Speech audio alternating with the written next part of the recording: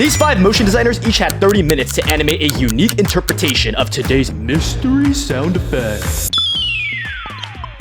Let's see what they came up with. So I heard the sound and I heard a tunnel, and then he lands and dies. I immediately think Space Invaders and little missiles, and so that's exactly where I went. The stuff on the background is a piano, or at least I wanted it to be. Yeah, I just really don't like green orbs.